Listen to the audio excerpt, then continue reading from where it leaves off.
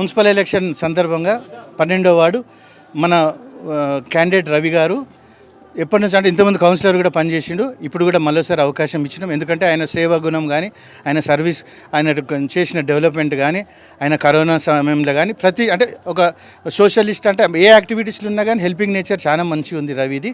కాబట్టి పోయినసారి అవకాశం ఇస్తే కూడా ఆశీర్వదించారు. ఈసారి కూడా దయచేసి ఈ మున్సిపల్ ఎలక్షన్ ఆశీర్వదించండి. ఎందుకంటున్నా అంటే ఒక ప్రశ్నించే గొంతు రవి. ఎందుకంటే మన తెలంగాణ ఉద్యమంలో కానీ ప్రతి విషయంలో కానీ యాక్టివ్ మెంబర్. కాబట్టి ఇట్లాంటి యువత ఈ ఏరియాకి చాలా ఇంపార్టెంట్. అట్లాంటి రవికి మేము అవకాశం ఇచ్చినాం. కాబట్టి మరోసారి మీరు దీవించండి. ఎందుకంటే ఈ 2 ఏళ్ళు అవుతుంది కాంగ్రెస్ ప్రభుత్వం వచ్చి, ఏ హామీ కూడా నెరవేరలే. 2000 పెన్షన్ 4000 చేస్తానని చేయలేదు. ఆడోళ్ళకి 2500 ఇస్తానని ఇవ్వలేరు. గ్యాస్ ఇస్తానని ఇవ్వలేరు. రైతు బంధు వేస్తలేరు టైంకి. మొన్న డిసెంబర్లో ఇస్తాన్నారు, మళ్ళీ సంక్రాంతి అన్నారు, మళ్ళీ ఇప్పుడు మార్చి అంటున్నారు. ఎలక్షన్ కోసమే తప్ప వీళ్ళంతా ప్యూర్గా ఈ ప్రభుత్వం ఖాళీ ఎలక్షన్ కోసం గేమ్ ఆడుతుంది తప్ప ఇంకోటి ఈ పరిగి మున్సిపాలిటీగా చేసింది మా అన్న మహేష్ రెడ్డి గారు, మా నాన్నగారు హరీశ్వర్ రెడ్డి గారు దీవెనలతో.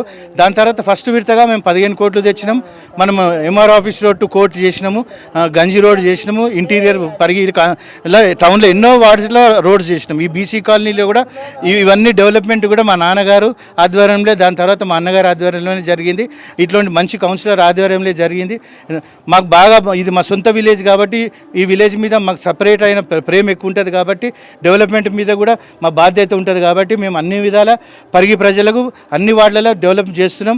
మనకు అనుకోకుండా ఈ గవర్నమెంట్ చేంజ్ అయింది. తర్వాత లాస్ట్ ఎలక్షన్ ముందు మేము 25 కోట్లు కూడా శాంక్షన్ చేసినాం. కేటీఆర్ గారిని అడిగితే 25 కోట్లు శాంక్షన్ చేసినాం. దాని జీవో కూడా వచ్చింది, అన్నీ చేసినాం మేము. దాని తర్వాత ఏమైందంటే గవర్నమెంట్ మారింది. గవర్నమెంట్ మారినాక ఆ నిధులను కూడా వాడుకోకుండా ఇప్పుడు వచ్చిన ప్రభుత్వం దాన్ని అట్లనే పెండింగ్ పెట్టి వాళ్ళ పైరవీల కోసం, వాళ్ళ పర్సంటేజ్ల కోసం ఈ 2 ఏళ్లలో ఒక చిన్న పని కూడా చేయకుండా ఒక నెల నుంచి ఈ ఎమ్మెల్యే గారు తిరుగుకుంటూ ఆడ టెంకాయ కొట్టుకుంటా ఈడ టెంకాయ కొట్టుకుంటా మళ్ళీ అబద్ధాలు హామీలు ఇచ్చుకుంటా మళ్ళీ ఇంకోసారి మోసం చేయాలని వస్తారు.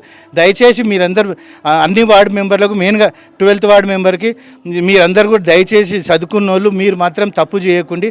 కంపల్సరీ ఈసారి ఈ గవర్నమెంట్కి వాత పెట్టాలంటే ఈ మున్సిపల్ ఎలక్షన్లో ఖచ్చితంగా కారు గుర్తు ఓటేసి మా అభ్యర్థిని రవిని వీళ్ళని గెలిపించాలని భారీ మెజార్టీతో కోరుతూ ముగిస్తున్నాను.